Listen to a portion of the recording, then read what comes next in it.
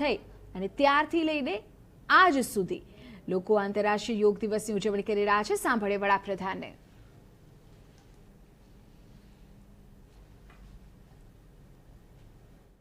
Governor श्रीमान थावरचंद गहलोत जी, मुख्यमंत्री श्री बसवराज बोम्माई जी,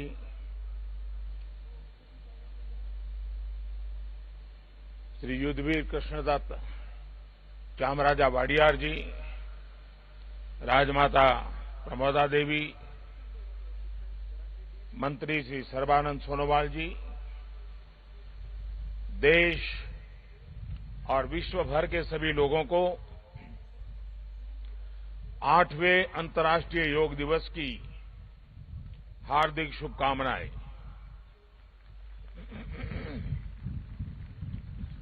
आज योग दिवस के अवसर पर मैं कर्नाटक की सांस्कृतिक राजधानी, अध्यात्म और योग की धरती मैसूरू को प्रणाम करता हूं।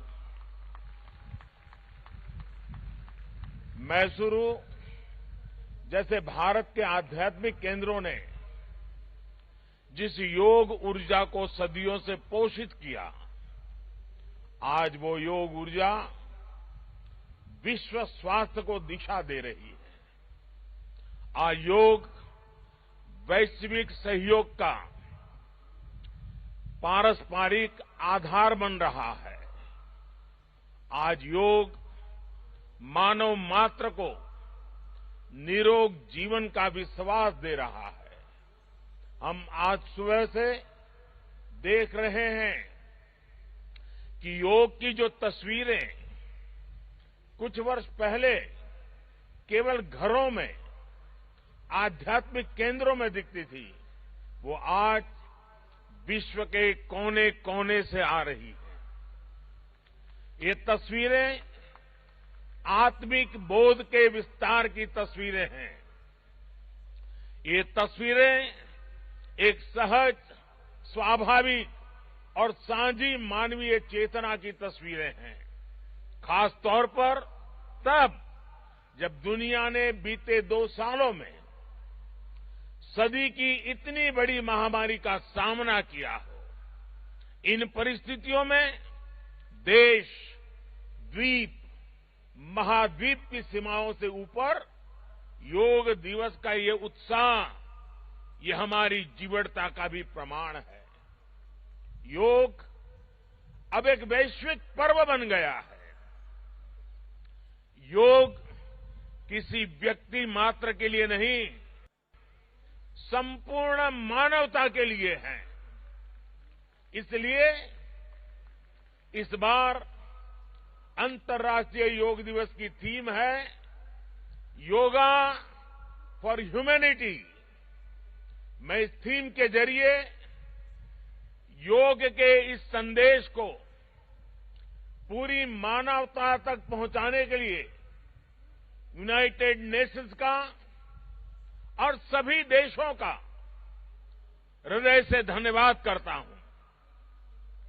मैं दुनिया के सभी नागरिकों का भी सभी भारतीयों की तरफ से अभिनंदन करता हूं। साथियों, योग के लिए हमारे ऋषियों ने, हमारे महर्षियों ने, हमारे आचार्यों ने कहा है, शांतिम योगेन विंदति। It means yoga brings peace for us. The peace from yoga is not only for individuals. Yoga brings peace to our society. Yoga brings peace to our nations and the world. And yoga brings peace to our universe. This might feel an extreme thought to someone, but our Indian sages have answered this with a simple mantra. Yat pinde tat brahmande. This whole universe starts from our own body and soul. The universe starts from us, and yoga makes us conscious of everything within us and builds a sense of awareness. It starts with self-awareness and proceeds to awareness of the world. When we become aware of ourselves and our world, we begin to spot things that need to be changed, both in ourselves and in the world. These may be individual lifestyle problems or global challenges like climate change and international conflicts. Yoga makes us conscious, competent, and compassionate towards these challenges.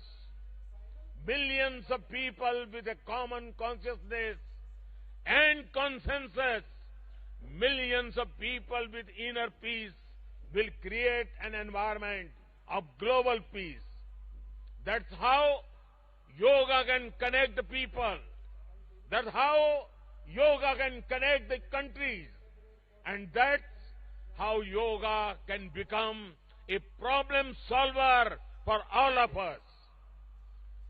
साथियों, भारत में हम इस बार योगा दिवस हम एक ऐसे समय पर मना रहे हैं जब देश अपनी आजादी के 75वें वर्ष का पर्व मना रहा है, अमृत महोत्सव मना रहा है। योग दिवस की ये व्यापकता, ये स्वीकार्यता भारत की उस अमृत भावना की स्वीकार्यता है जिसने भारत के स्वतंत्रता संग्राम को ऊर्जा दी थी। इसी भावना को सेलिब्रेट करने के लिए आज देश के 75 अलग अलग शहरों के 75 ऐतिहासिक स्थलों के साथ ही अन्य नगरों के लोग भी ऐतिहासिक स्थानों पर योग कर रहे हैं। जो ऐतिहासिक स्थान भारत के इतिहास के साक्षी रहे, जो स्थान सांस्कृतिक ऊर्जा के केंद्र रहे, वो आज योग दिवस के जरिए एक साथ जुड़ रहे हैं। इस मैसूरू पैलेस का भी इतिहास में अपना एक विशेष स्थान है। भारत के ऐतिहासिक स्थलों पर सामूहिक योग का अनुभव भारत के अतीत को, भारत की विविधता को और भारत के विस्तार को एक सूत्र